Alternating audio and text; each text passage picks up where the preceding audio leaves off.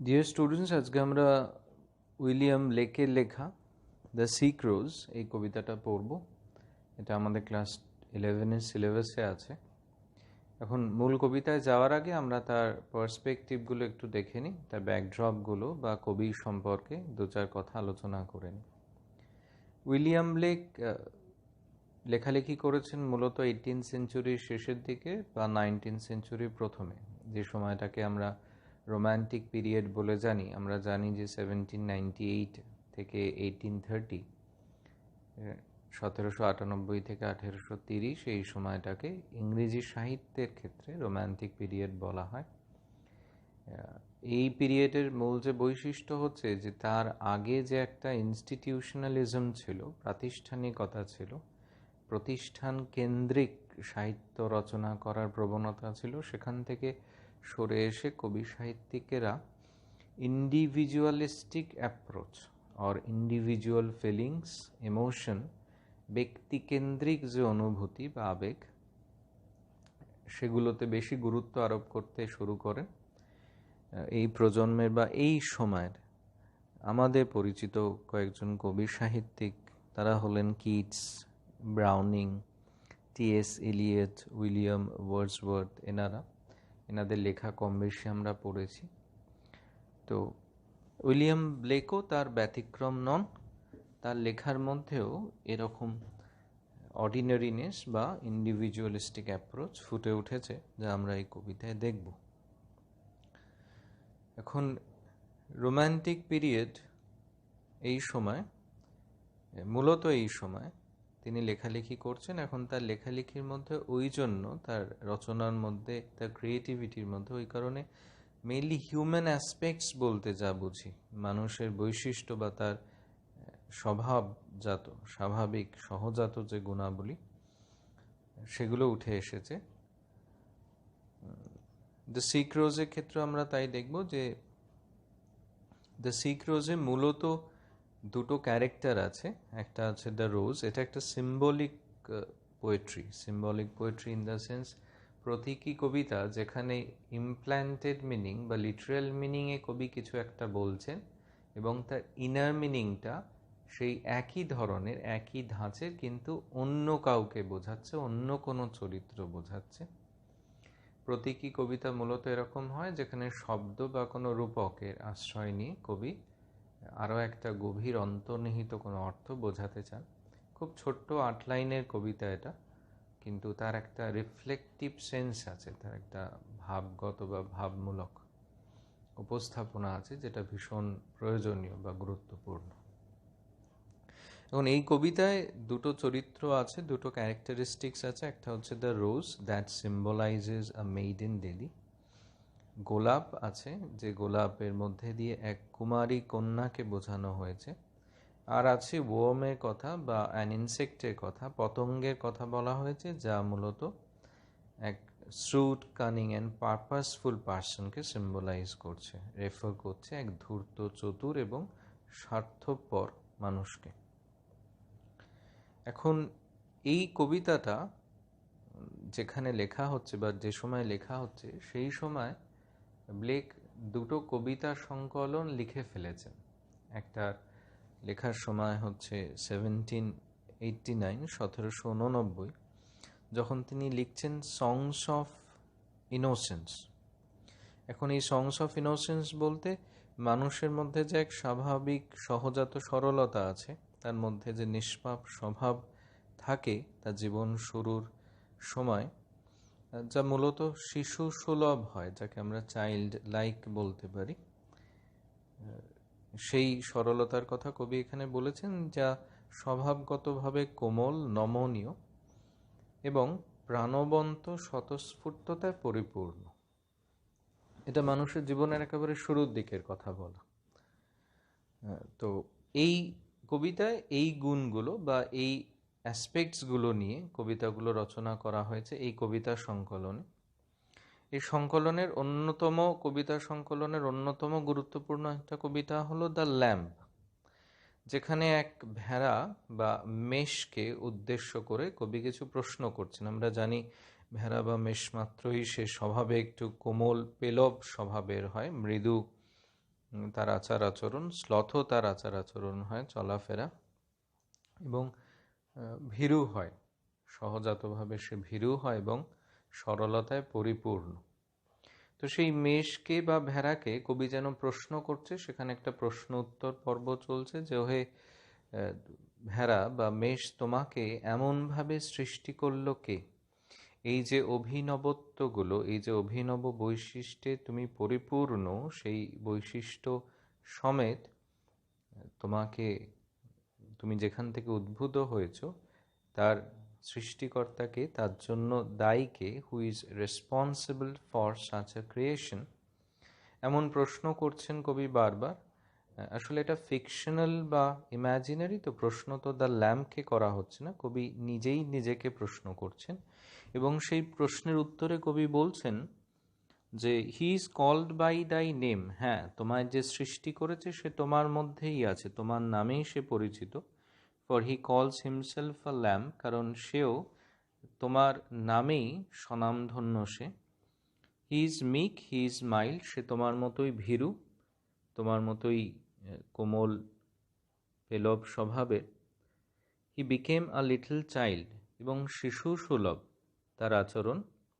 I a child, thou a lamb, we are called by his name, এবং আমরা উভয়ই তার নামেই খ্যাত বা সে আমাদের নামেই পরিচিত।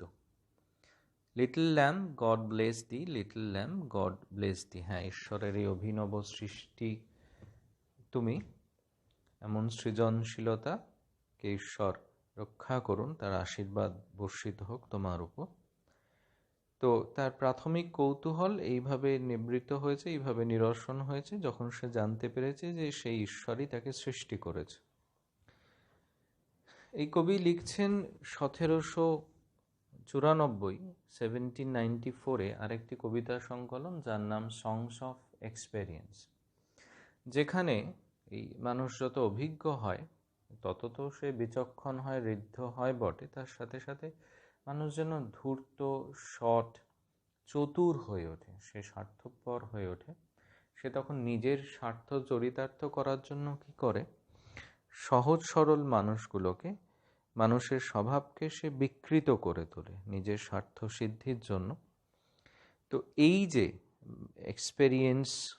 এক্সপেরিয়েন্সড হিউম্যান বিংসের যে ফিচার্সগুলো বা ক্যারেক্টারিস্টিক্সগুলো, সেইগুলো নিয়ে কিছু কবিতা তিনি লিখেছেন, এবং তার সংকলনের নাম হলো দ্য সংস অফ এক্সপেরিয়েন্স।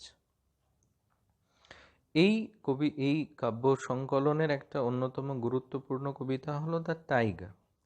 আমরা জানি যে বাঘ স্বভাবে কিরম হয়, হিংস্র হয়, ক্রূর হয়, সে নিষ্ঠুর, নির্মম হয়ে ওঠে সামনে কাউকে পেলে বা শিকার দেখতে পেলে। সে অত্যন্ত ধূর্ত, ক্ষিপ্র স্বভাবের হয়, এবং তার উপস্থিতি ভীষণ রকম ভয়ঙ্কর, ভয়ানক যে কারোর কাছে।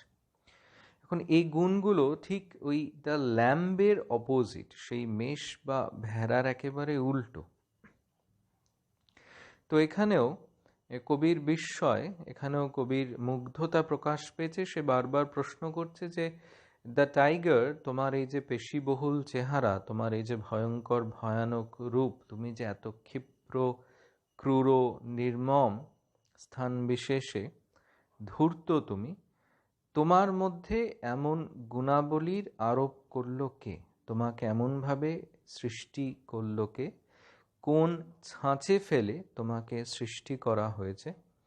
এমন এক অনবদ্য, অভূতপূর্ব সৃষ্টি বা সৃজনশীলতা এ কার ক্ষমতায় তৈরি? এবং উত্তর কবি নিজেকে নিজেই দিচ্ছেন যে হ্যাঁ, সেই একই ঈশ্বর যিনি দ্য ল্যাম্প অর্থাৎ সেই মেষ বা ভেড়াটিকে সৃষ্টি করেছেন, তিনি নিজের আর অন্যান্য সমস্ত বৈশিষ্ট্য দিয়ে এই দ্য টাইগার বা বাঘটিকে, এই হিংস্র পশুকেও সৃষ্টি করেছে। অর্থাৎ আমরা দেখতে পাচ্ছি যে মানুষের মধ্যেই এই দুটো সত্তাই আছে। যদি ধরে নিই human beings are the manifestation of the Almighty or the god itself, তাহলে আমরা বুঝতে পারবো যে মানুষের মধ্যেই এই দুটো সত্তা প্যারালেলি আছে, সাইমালটেনিয়াসলি আছে, এবং এই দুটো সত্তা তার মধ্যে বিচরণ করে। শুধু তার প্রকাশের ভঙ্গিমা, প্রকাশটা বদলে যায় সময়কালের সাথে, পিরিয়ডের সাথে, পিরিয়ড অফ টাইমের সাথে বদলে যায়। তো আমাদের এই কবিতাতেও আমরা সেরকমই দুটো ক্যারেক্টারিস্টিক্স দেখব, দুটো ক্যারেক্টারকে দেখব। একটা হচ্ছে the rose. Here the rose is the representative of innocence and the worm or an insect, সেই পতঙ্গটি, it is representative of experience, অভিজ্ঞতা। এখন আগে দেখি যে কবি কবিতাতে এই দুজনকে কেন্দ্র করে যে ঘটনাটা বলেছেন সেটা কি। দ্য সিক রোজ, অসুস্থ গোলাপটি। এখন অসুস্থ বলতে সবসময় যে ব্যাধিতে আক্রান্ত তা নয়, আসলে এখানে জরাগ্রস্ত বলেছে। মানুষ যখন স্বাভাবিক বা সুস্থ থাকে না, কোনো কারণে তার স্বাভাবিক সুস্থ রূপটা বদলে যায়, তখন আমরা তাকে অসুস্থ বলতে পারি। এখানে গোলাপের ক্ষেত্রে বলা যে গোলাপের মধ্যে একটা সেন্স অফ ডিভিনিটি আছে। তাকে কবি হাই এস্টিমড বা যথেষ্ট সমাদর শ্রদ্ধার চোখে দেখেছেন, কারণ কিভাবে তার মধ্যে ডিভিনিটি আছে বা একটা ঐশ্বরিক ভাব আছে। এক তো we can pay tribute, or usually we do pay tribute to the gods and goddesses by paying them homage with bouquet of roses. গোলাপের মধ্যে দিয়ে আমরা ঈশ্বরকে অর্ঘ্য প্রদান করি বা অঞ্জলি দিই, এটা একটা। দ্বিতীয়ত হচ্ছে rose symbolises love. Love itself is a very divine feeling, একটা ঐশ্বরিক অনুভূতি ভালোবাসা মানুষের জীবনে নিয়ে আসে, এবং বলা হয় it is the bliss of the god, এটি ঈশ্বরের আশীর্বাদ এটা। সুতরাং এই অর্থে গোলাপ ঈশ্বরের নিজের সৃষ্টি, তাই তার মধ্যে একটা ঐশ্বরিক ক্ষমতা আরোপ করা হয়েছে। এখন কি করে আরোপ করা হয়েছে, কারণ আমরা দেখব এখানে শুরুতে ফার্স্ট লাইনেই কবি আর্কেইক ওয়ার্ড বা ওল্ড ইংলিশ ডায়ালেক্ট ব্যবহার করছে। আমরা জানি সাহিত্যে বা গল্পে, কবিতায় এই ওল্ড ইংলিশ ডায়ালেক্ট এই সময়টা বা তার পরবর্তী সময়ে ব্যবহার করা হতো মূলত সুপিরিয়রিটি বোঝাতে, যে তাদের সম্পর্কেই ব্যবহার করা হচ্ছে। Those who are superior in class, যারা অর্ডিনারি নয়, যাদের মধ্যে ওই ডিভিনিটি আছে, যাদের মধ্যে ঐশ্বরিক বা দৈবিক একটা সত্তা আছে, যাদের মধ্যে তারা যে পৃথক স্বতন্ত্র, সেটা বোঝাতে এই ধরনের আর্কেইক ওয়ার্ড বা ওল্ড ইংলিশ ডায়ালেক্ট ইউজ করা হয়। তো আগে আমরা ইমপ্ল্যান্টেড মিনিংটা বা লিটারাল মিনিংটা কি আছে একটু দেখে নিই। ও রোজ দাও আর সিক, ও হে গোলাপ তুমি হও অসুস্থ, দাও ইউ আর্ট আর সিক অসুস্থ। এখানে একটা এক্সক্লেমেশন আছে, তার সাথে সাথে প্রোক্লেমেশনও আছে, মানে একটা বিস্ময় আচম্বিতে বলা, বিস্ময়ের সাথে বলা যে ওহে গোলাপ তুমি কি জানো এমনটা, আর তার সাথে একটা ঘোষণাও আছে যে তুমি হও অসুস্থ, মানে তুমি আর স্বাভাবিক নও, সুস্থ নও। দ্য ইনভিজিবল ওয়ার্ম, সেই অদৃশ্য পতঙ্গটি, that flies in the night, যা উড়ে বেড়ায় রাতের অন্ধকারে, ইন দ্য হাউলিং স্টর্ম, সেই ঝঞ্ঝাপূর্ণ রাতে, has found out thy bed, has discovered thy bed, এখানে bed refers to, the term bed refers to the petal of the rose, সে খুঁজে বার করেছে তোমার পাপড়িকে বা পাপড়িগুলো, of crimson joy, যা গাঢ় লাল রঙের, এবং সে তার খুঁজে পাওয়াটা এক নিজের উত্তেজনাপূর্ণ বা উন্মাদনাময় আনন্দে সে কাজ করেছে। অ্যান্ড হিজ ডার্ক সিক্রেট লাভ, এবং তার সেই কুঅভিসন্ধিপূর্ণ গোপন অভিসার বা ভালোবাসা, স্বার্থপর ভালোবাসা, ডাজ দাই লাইফ ডেস্ট্রয়, সেটি ধ্বংস করে তোমার জীবন বা নিশ্চিতভাবে ধ্বংস করবে তোমার জীবন। এবার দেখি এর ইনার মিনিংয়ে কবি কি বলতে চেয়েছেন। আমরা প্রথমেই বলেছি এখানে গোলাপ এক কুমারী মেয়েকে বুঝিয়েছে, এবং ওই যে ওয়ার্মের কথা বলা, অদৃশ্য পতঙ্গটার কথা বলা, সেটা এক ধূর্ত, চতুর এবং স্বার্থপর মানুষকে বুঝিয়েছে। যে নিজের স্বার্থ সিদ্ধির জন্য গোলাপের জীবনে বা সেই কুমারীর জীবনে এসেছে, তার জীবনে ব্যক্তিগত পরিসরে এসে উপস্থিত হয়েছে এবং নিজের ভালোবাসার ছলনায় সেটাকে, তার ভালোবাসাকে বিকৃত করে নিজের কাজে ব্যবহার করতে চায়। ও রোজ, ও মেইডেন লেডি, ও কুমারী, ও হে কুমারী, দাও আর্ট সিক, তুমি হও অসুস্থ। এখানে ভার্জিন মেইডেনের কথা বলা হয়েছে। সেই অবিবাহিতা কুমারী বলছে, ওহে তোমার যে এক সামাজিক পদমর্যাদা থাকা উচিত ছিল সেটা স্খলন ঘটেছে, তোমার পদস্খলন ঘটেছে, তোমার নৈতিক অবনমন ঘটেছে, তাই তুমি আগের মতো আর পবিত্র নেই। দ্য ইনভিজিবল ওয়ার্ম এখানে বলছে সেই অদৃশ্য মানুষটি, এখানে অদৃশ্য বলতে যাকে, যার উপস্থিতি ঠাউর করা যাচ্ছে না, যাকে ঠিক বুঝে ওঠা যাচ্ছে না, বলছে সেই ধূর্ত মানুষটি, that flies in the night, যে মূলত চলাচল করে, যাতায়াত করে রাতের অন্ধকারে। আমরা জানি রাতের অন্ধকারে মূলত শয়তান যারা, ঠগ যারা, জোচ্চোর যারা, তারা মূলত চলাচল করে, যাদের মূল উদ্দেশ্যই হলো অন্যকে ঠকিয়ে, অন্যকে বঞ্চিত করে নিজের স্বার্থ সিদ্ধি করা। বা খুনি যারা, যারা নির্দ্বিধায় অন্যের প্রাণ নিতে পারে, সেই মানুষেরা মূলত রাতের অন্ধকারে ঘোরাঘুরি করে। তো এখানে that flies in the night, যে চড়ে বেড়ায়, ঘুরে বেড়ায় রাতের অন্ধকারে। নাইট বলতে আরেকটা জিনিস বুঝিয়েছে, আমরা জানি night refers to, night means darkness, darkness refers to obscurity, haziness or ignorance বোঝাচ্ছে, যে আবছায়া, অস্পষ্ট কিছু, অজ্ঞতা বোঝাচ্ছে। রাতের অন্ধকারে হয় না আমাদের চারপাশের পরিমণ্ডলটা হঠাৎ করে চেনা, চারপাশটা অচেনা হয়ে ওঠে। ঠিক ওই মানুষটাও তাই, যে হয়তো সে সেই কুমারীর কাছে চেনা ছিল, কিন্তু রাতের অন্ধকারে তার যে স্বরূপটা, সেটা চেনা ছিল না তার কাছে। তার প্রকৃত স্বরূপ, সেই শয়তানের প্রকৃত স্বরূপটা এবার উন্মোচিত হয়েছে, প্রকাশ পেয়েছে। That flies in the night in the howling storm, এখানে হাউল হচ্ছে দ্য ক্রাই অফ উলফ, নেকড়ের ডাককে আমরা হাউল বলি, যাকে আমরা ওমিনাস বলি বা অশুভ বলে ধরা হয়। আর স্টর্ম বলতে ঝড় বা ঝঞ্ঝা। সে একটা ঝঞ্ঝাপূর্ণ রাতে এসে উপস্থিত হয় সেই কুমারীর জীবনে, এবং এই ঝড় বা ঝঞ্ঝা অর্থাৎ এই বিপর্যয় তার জীবন, অর্থাৎ সেই কুমারী বা ভার্জিন মেইডেনের লাইফটা কমপ্লিটলি ডিভাস্টেটেড হয়ে যায়, বিপর্যস্ত হয়ে ওঠে।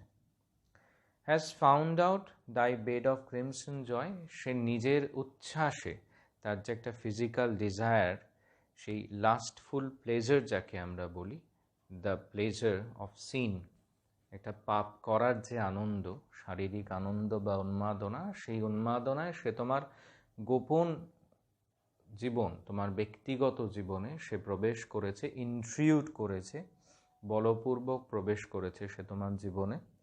অ্যান্ড হিজ ডার্ক সিক্রেট লাভ, এবং এই ভালোবাসা রূপী তার যে শারীরিক চাহিদা, ফিজিক্যাল ডিজায়ার্স যাকে বলা হচ্ছে, এটা আদৌ বা আদপে ভালোবাসা নয়, এটা একটা অভিসন্ধিপূর্ণ স্বার্থপরতা বা চক্রান্ত, যার মূল উদ্দেশ্য হলো যে তোমার যে নিষ্পাপ সরল ভালোবাসা, তাকে বিকৃত করে নিজের স্বার্থ সিদ্ধি ঘটানো।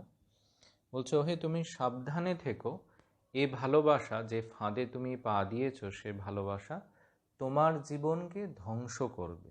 এখানে আবার আমরা দেখতে পাচ্ছি সেই ওল্ড ইংলিশ ইউজ করা হয়েছে বা আর্কিক ওয়ার্ডস ইউজ করা হয়েছে। বলা যে এখনও তোমার ডিভিনিটিটা স্পয়েল হয়নি, নষ্ট হয়নি, বিকৃত হয়নি, কিন্তু সে সময় বেশি দূরে নয় যখন তার সেই অভিসন্ধিপূর্ণ ভালোবাসা তোমার জীবনকে, তোমার ভালোবাসাকে বিকৃত করে দেবে, তোমার পদমর্যাদার হানি ঘটবে, এবং তোমার মধ্যে যে আরোপিত ঐশ্বরিক ক্ষমতা আছে সেগুলো সব চলে যাবে। অর্থাৎ সমাজে তুমি তোমার নিজের গ্রহণযোগ্যতা হারাবে। সুতরাং তুমি আর সুস্থ স্বাভাবিক থাকবে না, তাই তুমি অসুস্থ হয়ে যাবে। তো এই হচ্ছে এক্সপ্লেনেশনটা, এটা দেখে নেবে, ভালো করে পড়ে নেবে। কোনো